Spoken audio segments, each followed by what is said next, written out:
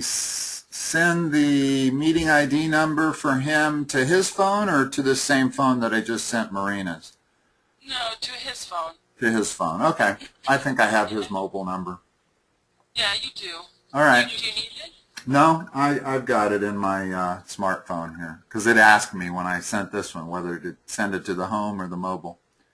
Okay. Yeah, that's Joel's cell phone, and this one is my cell phone. Okay. The 4744. Right. Okay. Okay, thank you. You're welcome. Have a good morning. Thanks. Oh, Marina. Wake up. Do you need coffee? Yes. Chocolate? Thank you. Sorry, I just fell asleep again. That's okay. Let's look at number 1, 2, and 3. I know you've done them already, but they illustrate a couple of really good points. Huh? I said numbers 1, 2, and 3 on my page here illustrate a couple of really good points. Okay. Yeah, I solved it by just looking at the graph, but my teacher wants me to solve it by actually working out with the equation. Well, let's talk about it first of all.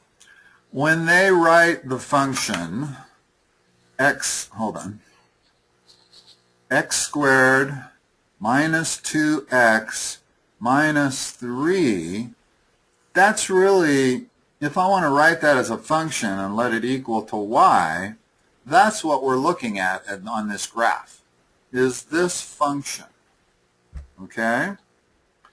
And the way to solve that function is to let y equal to 0, which is wherever this function crosses the x-axis. That's where y is equal to 0.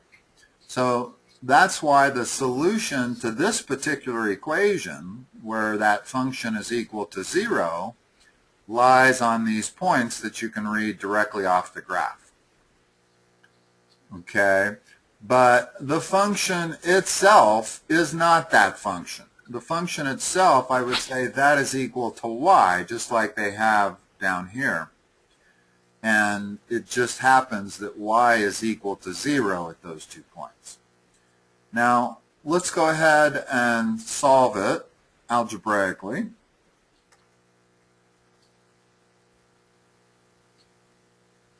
Okay, how do we solve this algebraically? By what technique? Adding 3. No. Notice that that's not going to, well, we could solve it that way, but that would be the hard way. By completing the square. Is that what you were thinking? Because if we're going to add 3 to both sides of this equation, then we're going to solve it by completing the square. But before we complete the square, which is a harder technique, let's see if we can factor it. Because remember, the underlying principle for solving this thing is that if we can separate the left side of the equation into 2 things multiplied together, then we know that the only way you can multiply 2 things together and get 0 is if each thing can be 0. That's the only way. There's no 2 numbers you can multiply together to get 0. But if I can get an a times a b equal to 0, then I can say that either a is 0 or b is 0. So the key in all quadratics, really, the first easy way to try to solve them is by factoring them. So what goes here? X. And what goes here? Well, would they both be x minus? Well, let's examine our process. Factoring is nothing but making sure you go through the same process every time. The next step, once I've written x and x, is to look at the sign on the constant being 3. Okay, so we're going to look at that sign, and the fact that it's negative, only way you get a negative constant is if you multiply a positive number times a negative number or a negative number times a positive number. So immediately, because that says negative, I can put plus minus. So that's step 2. Oh, okay. Okay? Step 3 is, okay, now we need factors of 3 that subtract to the number 2. Not the number minus 2, but the number 2. So we're looking for factors of 3 that subtract, and I say subtract because of that minus sign, that subtract to that number there. So what are those two numbers? Okay, and now to figure out where the 3 goes and where the 1 goes, I am going to look at this sign again. That's negative, so I'm going to put the bigger factor with that sign, which means the 3 goes there, and the 1 goes here. Okay, now, we're not done yet, because when you factor something, you always want to check to make sure you've done it right. Well, have I done this right? I don't really need to check this term, because I designed the factoring based on that x squared, so I'm pretty comfortable that that's correct. I don't really need to check this term, because I've done my numbers based on that, so I know that's correct. Only thing I need to check is this middle term. Did I get that term right? Well, I use what I call my smiley faces method. Multiply those two together and I get plus 1x. Multiply the outsides together and I get minus 3x. The inside and the outside is what make up that middle term. Add those two together, I get minus 2x. I did it correctly. That is factoring 101 in a nutshell. And that is the process you want to use every single time you go to factor a quadratic. This is a quadratic. When you're factoring it, you want to use that process. Now, not all factoring is like this. We'll encounter some of these others here. So there's different techniques that need to be applied. But, okay, so now we got it down to this. And now, if we're not looking at this graph and we're trying to solve this, in other words, what are the values of x that make that thing equal to 0, what would I do next?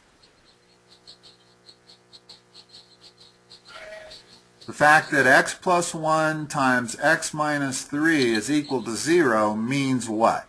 What can we say now? Find what x equals. How do you do that? The fact, remember what I said about two things multiplied together being equal to 0?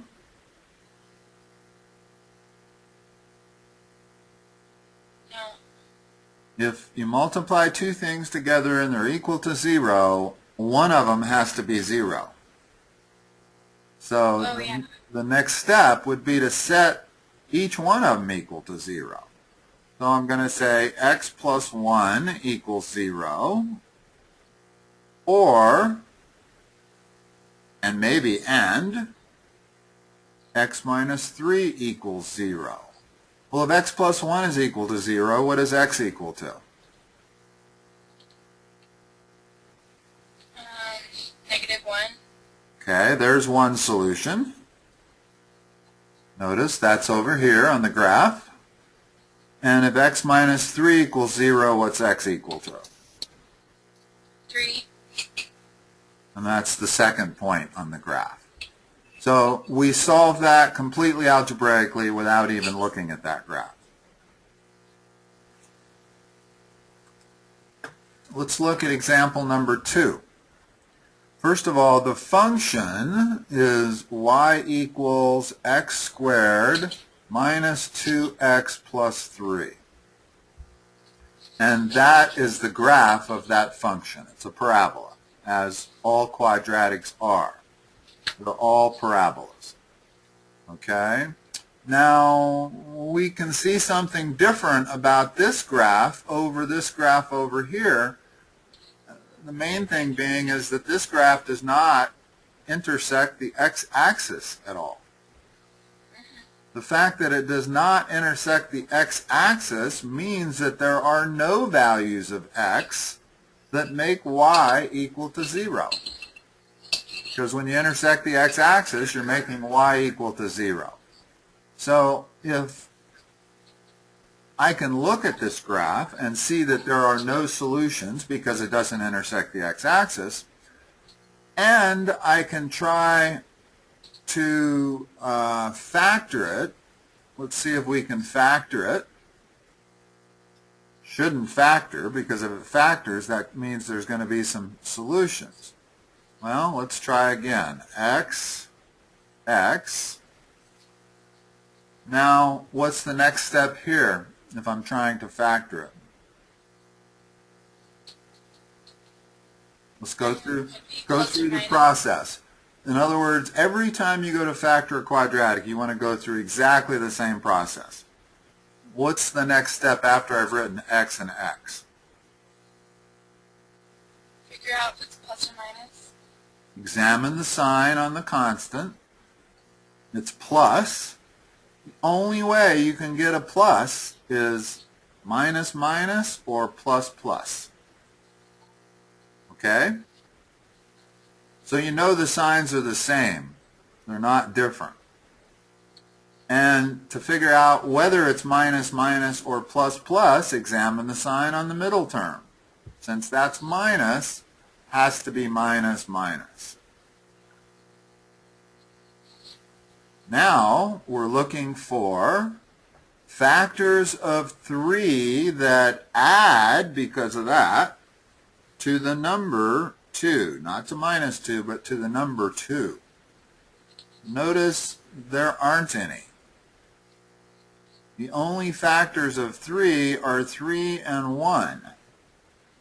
Those do not add to 2. So this doesn't factor nicely. And the next step on solving this algebraically would be to use the quadratic formula. If you can't factor something easily, like we were able to do with this first one, then you go to the quadratic formula. Have you learned the quadratic formula in class? Is it x equals negative b over 2a? Well, negative b over 2a is the first half of it. That's the vertex of a parabola. In other words, minus b over 2a gives you the x-coordinate of that vertex, no matter where.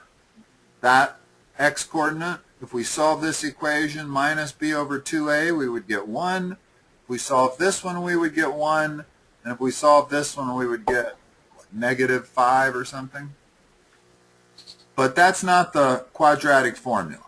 That is the vertex of the parabola. The quadratic formula, the top part is plus or minus the square root of b squared minus 4ac. This thing's pretty complicated. That's why kids have a lot of trouble memorizing, because there's a lot of terms in there. One thing to help in memorizing the have you had this? Because I don't really want to get into it if you haven't had it. I haven't had it. Then let's not go there. However, that would be how we would solve this algebraically. We would use the quadratic formula, or we would complete the square. It's also possible to complete the square on this. You have had completing the square, right? Yeah. I mean, it's on this page. You and I haven't gone over it, and we will. Let's do complete the square on easy problems, not on ones that have imaginary solutions. So for now, let's be done with 2, because we don't yet have the tools of solving number 2. But let's look at 3. 3, the function is y equals x squared plus 10x plus 25. And again, if we look at the graph, we notice that it doesn't cross the x-axis, but it touches it in one spot only. It's called kissing the x-axis.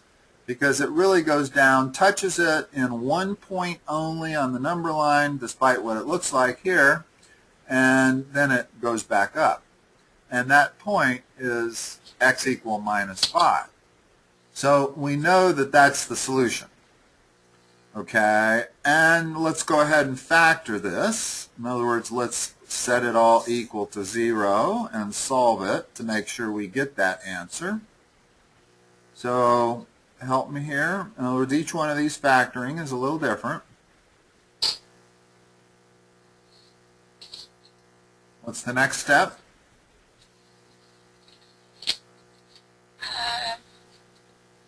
Look at the sign of the constant. Good, which is a plus, which means what?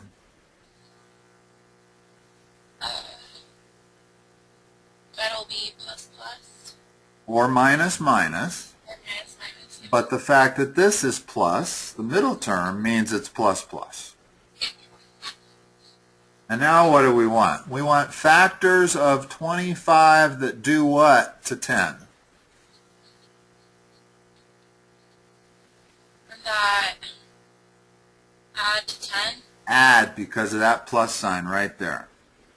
If that was a minus sign, then they would need to subtract to 10. But because that's a plus sign, we want those factors to add to 10. So what factors of 25 add to 10? 5 and 5. And now notice that each one of these solves the same way. I'm going to set x plus 5 equals 0, so x equals minus 5, and if I do the same thing with that one, I still get minus 5. So I really get two solutions, but they're the same one. And that's what this is called, is two solutions of, or one solution of multiplicity 2. All right, now let's do some more factoring.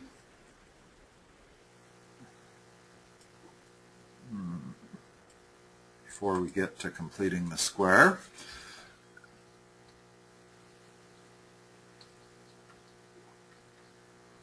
Okay, you do this one all by yourself here. But think out loud and tell me, explain the steps you're going through. In other words, it's kind of like I want to see your work. Okay, it would be x, and the sign of the constant in the middle term, mean it would be x plus and plus. And 2 times 7 equals 14, and add to 9, so it would be x plus 2 and x plus 7 equals 0. Okay. So x plus 2 equals 0, which should, x would equal negative 2, and x plus 7 equals 0, so x equals negative 7. Good. Do number 5. X squared minus 7x equals 8.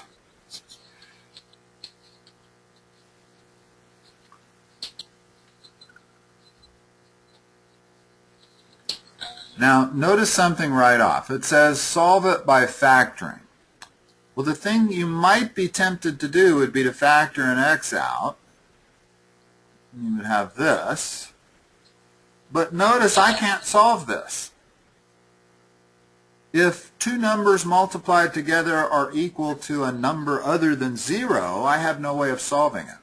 It's only if it's equal to 0 that I can solve it. So would you do minus 8? Yeah. In other words, when you have a quadratic, typically, not always, but typically you want to put everything on one side, leave 0 on another. Okay, so you do minus 8 both sides, Okay? and then you'd factor it, and since it's the middle term and the constant is negative, Okay. the x minus... Well, it doesn't have to do with the middle term. In other words, this sign doesn't come into play yet. The only sign I care about is this sign at the moment. The fact that that sign is negative means I need a plus minus or a minus plus, but notice they're the same. Now what? Now what's the next step? Explain it to me. Look at the middle term sign. No, not yet. We're still looking for factors of 8 that do what to get 7?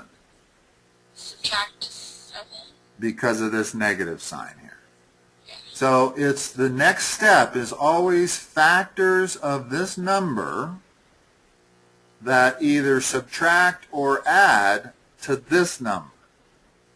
At least that's the case as long as the coefficient on the x term is 1 each time.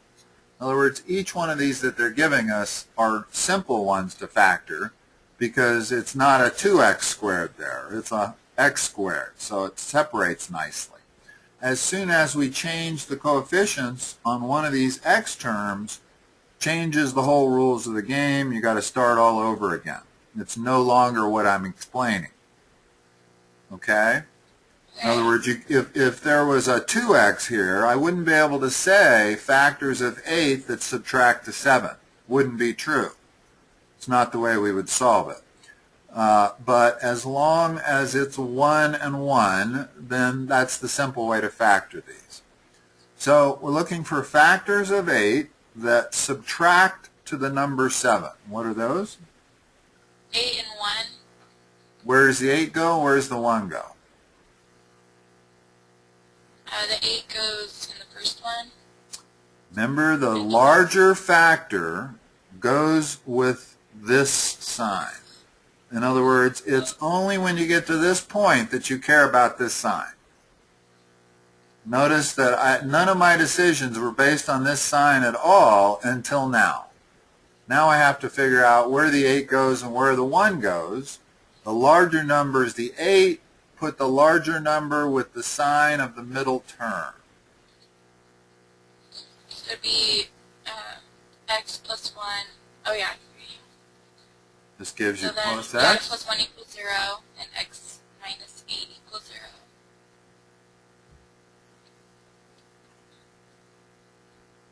So x equals negative 1, and x equals positive 8. Correct. All right. They're getting a little harder, but not really. First step, Add x squared. okay, and put it in front just because it's nicer there.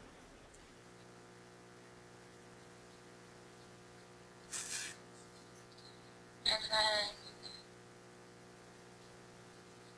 it'd be x plus and minus. What are factors of 1? 1. 1 and 1. Yeah. And they need to subtract to the number 1. And they don't. Which means we cannot solve this by normal factoring. We're going to have to use a different technique. And the technique that we're going to use would be the quadratic formula. So the fact that this problem is on here kind of leads me to believe that you might have had the quadratic formula, except there would be one other way to solve this, and that would be by completing the square. And completing the square is the next step. So, Yeah, we've learned completing the square. okay, before we go back and do 6 by completing the square, let's do some easy completing squares. These are going to be easy to do, and then after we do these, we'll go back and we'll solve number 6 by completing the square. Okay? Okay. Because it's a little harder, number 6 is, to complete the square. It involves fractions, where all of these are not going to involve fractions. Let's look at 7. Now, when you are going to solve a quadratic by completing the square, you don't put all the terms on one side. You leave the constant on the right side. and you leave a little space after these two terms.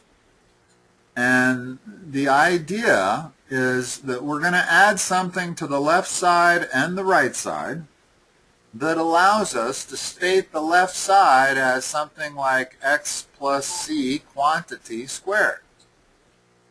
And the way we do that is by doing what?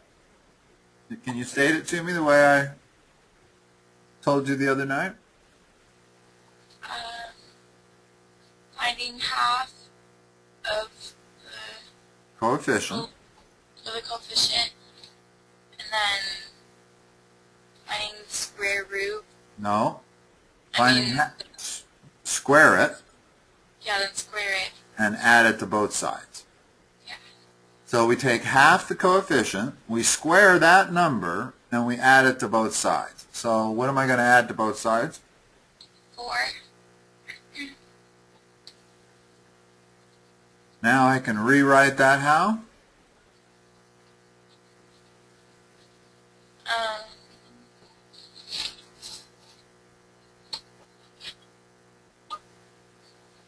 X. Oh, do I factor it? Right. But we know that we don't have to factor this using normal techniques. And let me explain why. The whole reason we took half this and squared it and added it was that so we would get something that could be represented as an x plus a number quantity squared. Because we're going to solve this differently than we solved the last couple. We're not going to end up with this times this. Well, we are, but it's not going to look like this. Each of these are going to be the same because of that's what completing the square does, is it allows you to write that expression like this instead of like that. Right. Now what? Find the square root of both sides. Okay, square root of the left side is that. What's the square root of the right side? Don't miss it. 7. Don't miss it. What were the two words that I never heard you say in the last session we had? Plus or minus 7.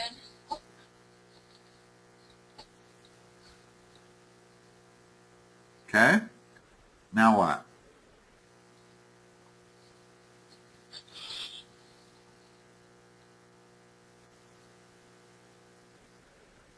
Now we're still trying to solve for x. Remember, it's solve the equation by completing the square. Subtract 2. Okay.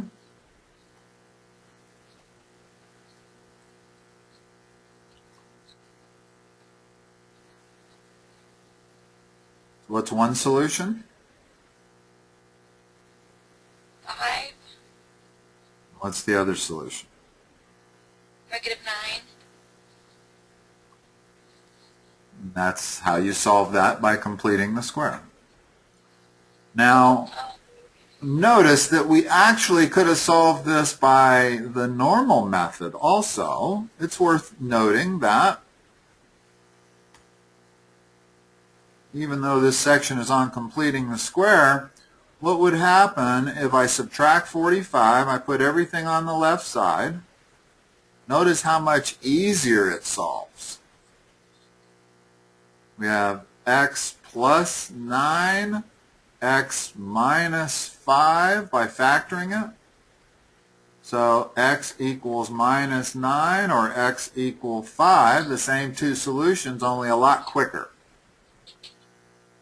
Yeah. So if this quadratic becomes factorable, this is the preferable way to do it. If it isn't, you can always get an answer by completing the square. In other words, if this number was 44 instead of 45, it would not factor nicely. And then the easier way to solve it would be completing the square, because completing the square will always give you an answer. Completing the square is a bit like using the quadratic formula. and that's probably why you haven't gotten to the quadratic yet, is because they're waiting to completing the square. So let's do a few more completing the squares, and then we'll go back and do number 6 again.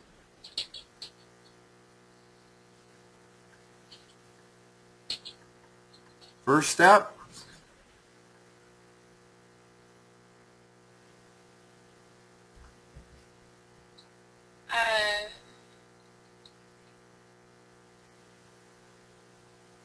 only because the instructions are to solve this by completing the square. Therefore, that dictates the first step. Number 9. Oh, okay, I was looking at number 8. So because they told us to complete the square, what's the first step? And it wouldn't be the same first step as if I was going to solve it by factoring. Minus 20. Right. We're going to move this constant to the right instead of moving this constant 34 to the left. And that's a key distinction.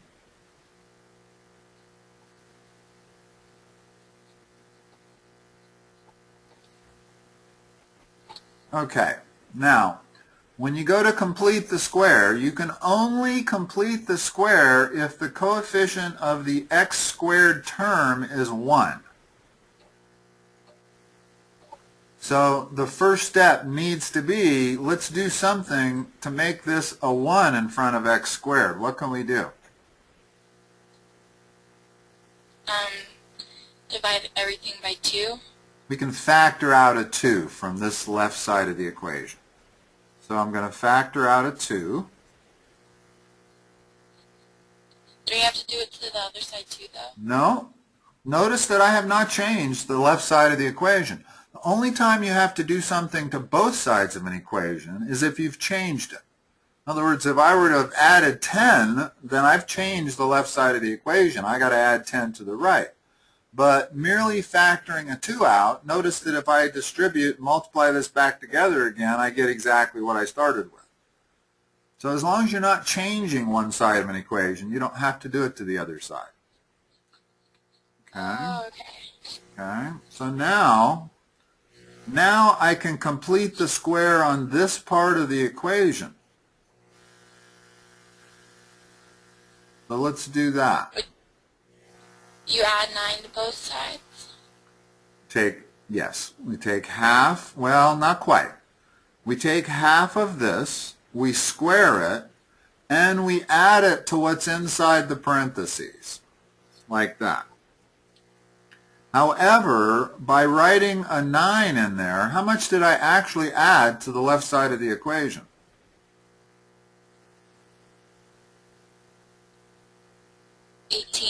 Exactly. So in order to be balanced, I have to add 18 to the right side. So when there's this coefficient standing out here, it changes the rules a little bit. You don't just take half of this, square it, and add it to both sides of the equation. I mean, you kind of do. I took half of that, squared it, and added 9 there, but that actually added 18 to both sides of the equation. So I have to make sure I do that. Okay, so now, how can I write this x squared plus 6x plus 9?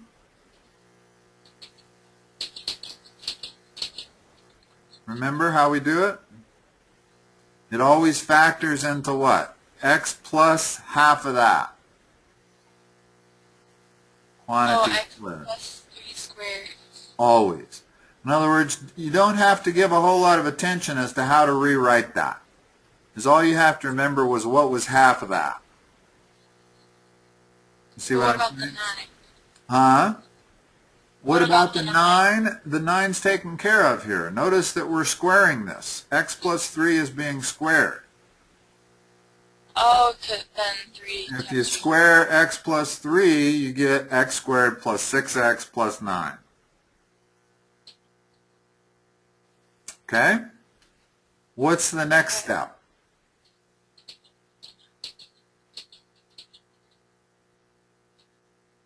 Finding the square root of both sides? Not quite.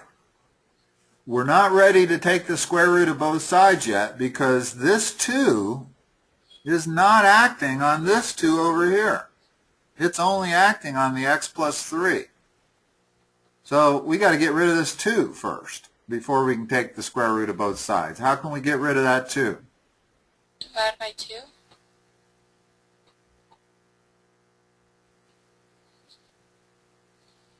Now we're ready for what you wanted to do there. Now take the square root of both sides. What's next?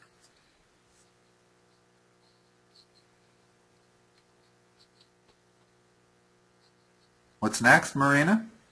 Oh, x plus 3 equals Don't miss it. 4 You missed it again. plus or minus 4.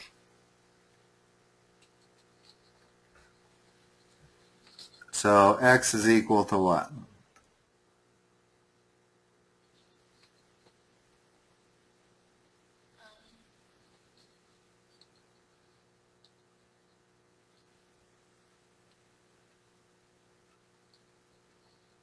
How do you isolate x? 1. Yeah, I Oh, okay. subtracted. Okay. Okay. X equals 1 and negative 7. Correct. Okay. So again, the fact that we got these kind of solutions means that we could have solved this one by factoring. Let's go back and try to do that, because this one is going to illustrate a factoring technique that you and I haven't talked about yet. So if I'm going to solve this by factoring, I'm going to bring the 34 over to this side, and I'm going to end up with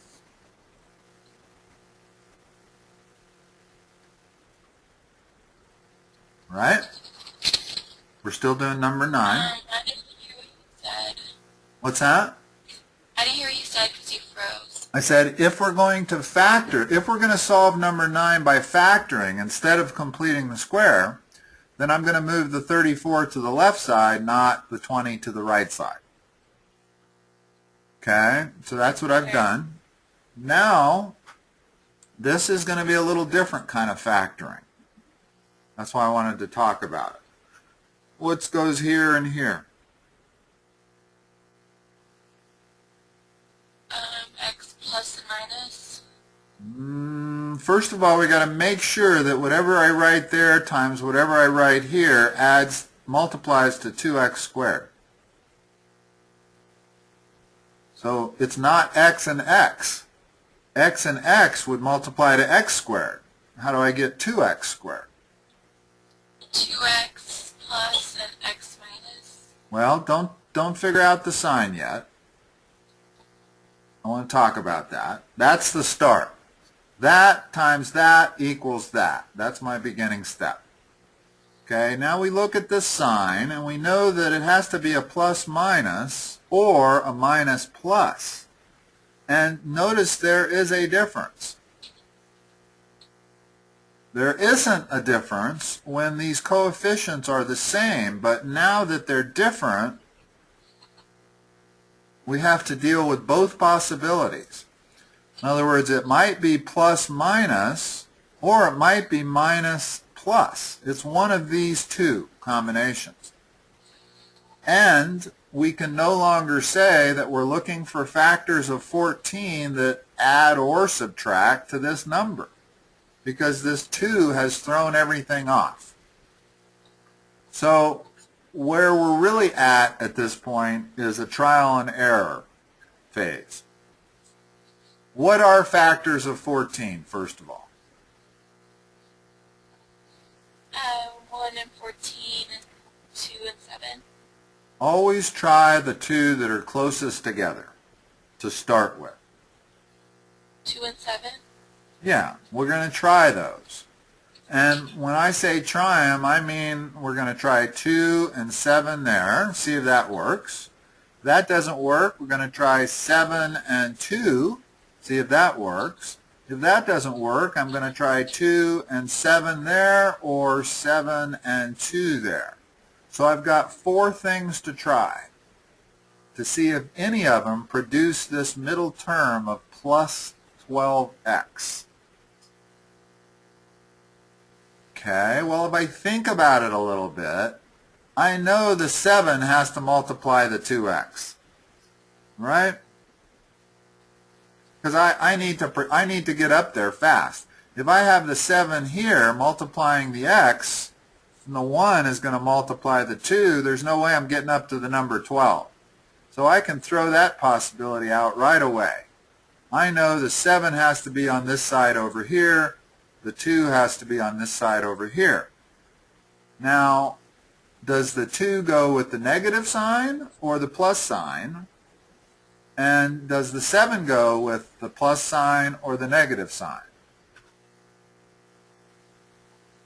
Which one is going to work in producing? Remember, our goal is to produce that when we do our two smiley faces.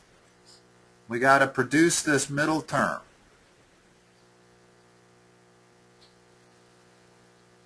Well, since this middle term is plus 12, my money is on the 7 going with the plus sign.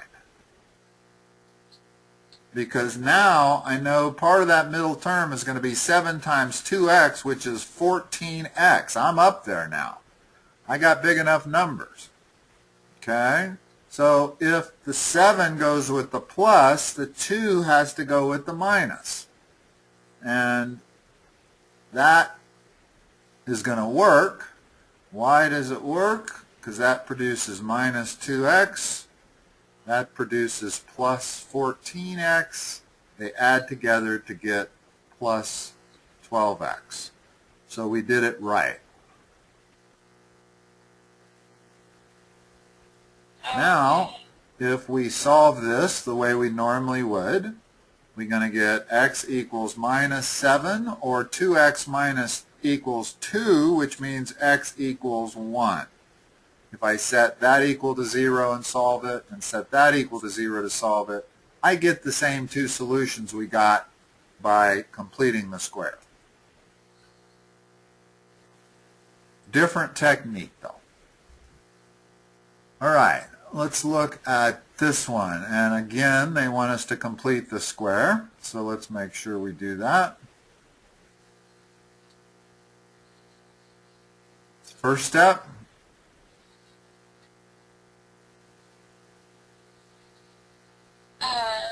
Subtracting 44. Okay. Which gives me 28, negative 28. What's the next step?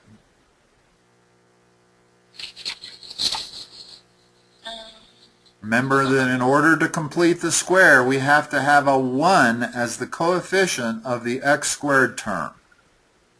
So how would we get a 1?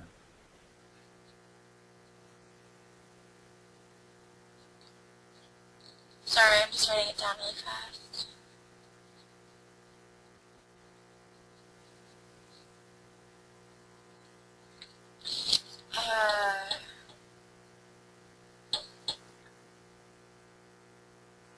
We can't begin to complete the square until we have the rest of this expression as x squared and something else. In other words, it's got to have a 1, not a minus 4. So how do we get rid of that minus 4? Divided by negative 4. Factor out a negative 4. I don't like the terminology divide by negative 4 because that tells me to do this.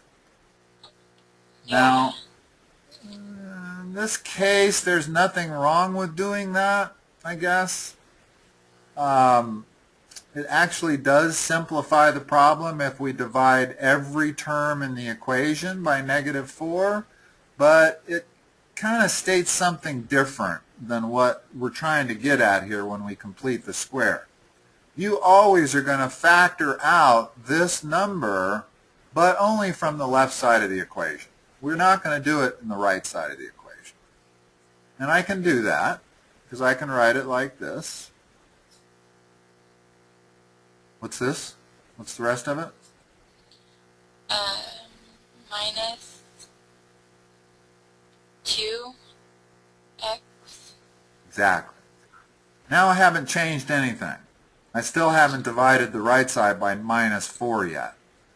But if you like, as an easier way to approach this, we could now divide the left side and the right side by minus 4.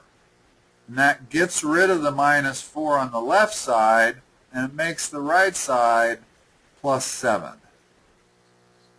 Now the problem has gotten a little bit easier. We don't have to deal with that big minus 4 sticking out there. Okay, and I was able to do that. And I did not have to divide any of this by minus 4 again, because I started with the product of two things. So when I divide the left side by minus 4, it just turns it into a 1, or this. Now let's complete the square.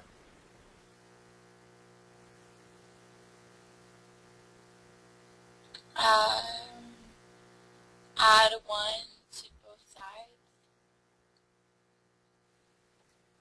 And restate this.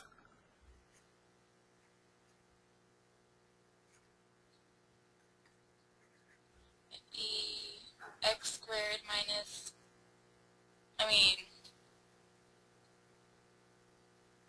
x squared minus 2. No. X plus 1. No. Remember that when we're restating this, we're always taking what we calculated to be half of that and this sign. They always go together. In other words, you don't need to do any fancy factoring. You know what the answer is. It's x minus 1 quantity squared, not x squared minus anything. In other words, we're turning this quadratic into a binomial term that is then being squared. That is the point of completing the square. You always know that you're going to be able to rewrite this as x minus something squared. And that something is always that half of that coefficient. So but what happened with the negative 2x? What's that? But what did you do with the negative 2x? Well, multiply these two numbers together. FOIL it if you need to. What do you get?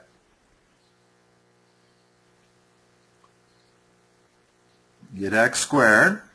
Oh, because then minus x minus x plus 1. There's the negative 2x right there. Oh, okay. Do not make the mistake that is the most common mistake in algebra, which is to say that this is x squared plus 1. That is not true. Because the squareds are on the outside. Right.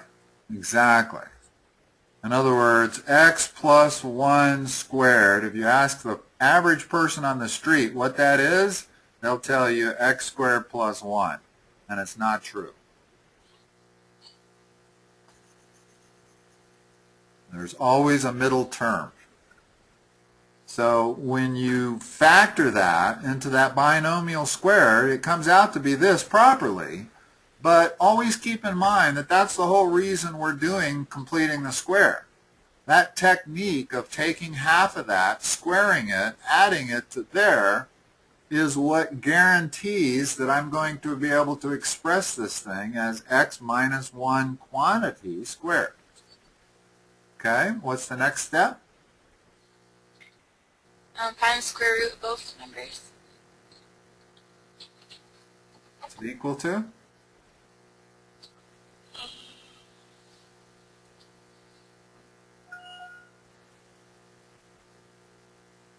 What are the first two words of what it's equal to? Don't miss it. Plus or minus. Okay, those are the first two words. And what's the rest of it? The 8 doesn't have a whole square root. So we write it like that. Oh. Okay? Now, we're not done.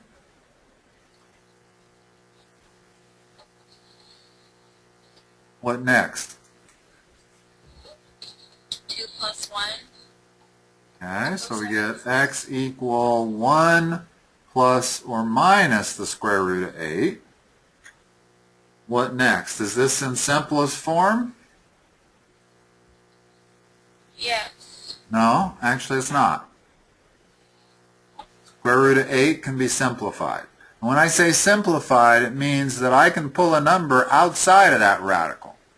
I don't mean simplified by being square root of 4 times square root of 2, I mean, well, I do mean this because the square root of 4 can be changed to a 2. In other words, square root of 8 is equal to 2 square roots of 2. And as long as you can pull a number out, then it's not simplified. Is this simplified?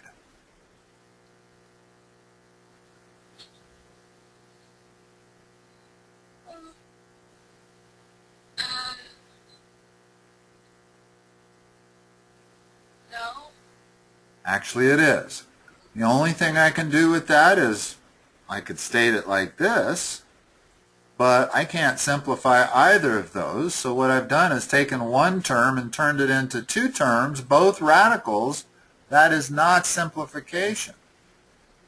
So square root of 10 is simplified, the maximum. But since I can pull a 2 out of here, then I've got to change this to 1 plus or minus 2 square roots of 2. And now what are my two solutions?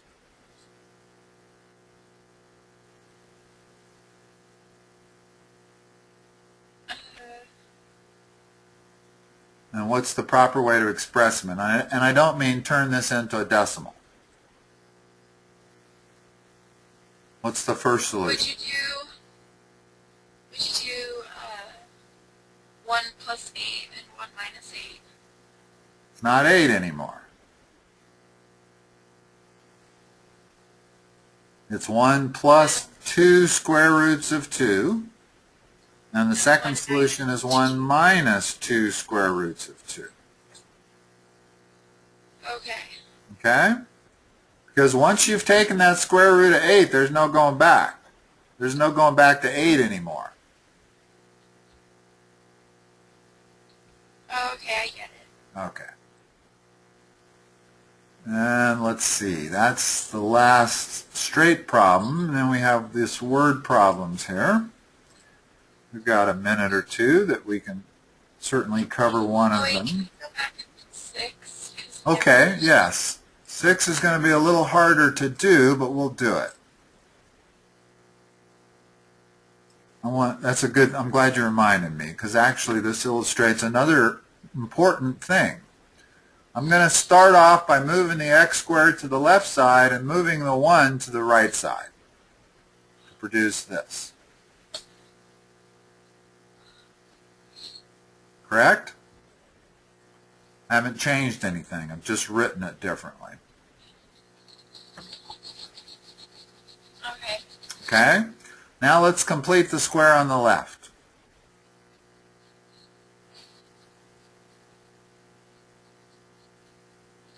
What am I going to add?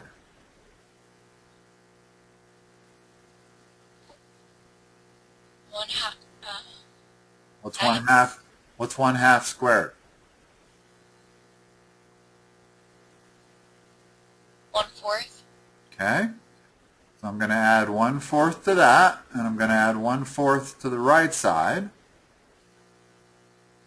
Now, how can I re-express this?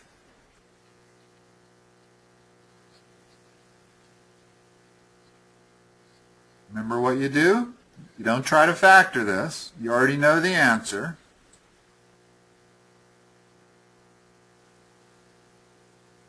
It's x plus what? Quantity. 1/2. Equals 5/4. I'm going to write it as 5/4 because it's going to be easier to take the square root of it if I write it as 5/4. So the next step is to take the square root of both sides. So now we have x plus 1/2 equals what?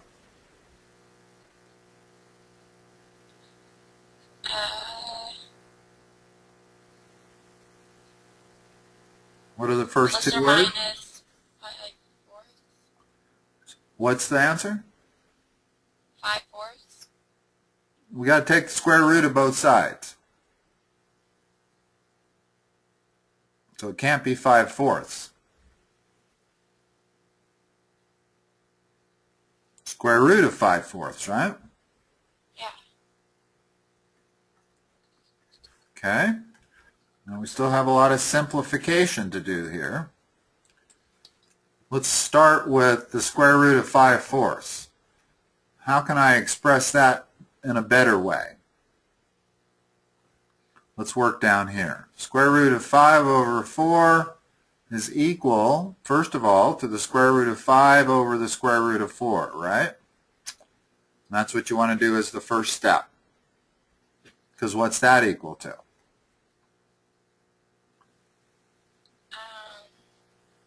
The square root of 5 over 2. Exactly. In other words, we've pulled out a number from that radical, so we've simplified it. So it's plus or minus square root of 5 over 2 minus 1/2. That's what x is equal to. Now, so what are the two solutions?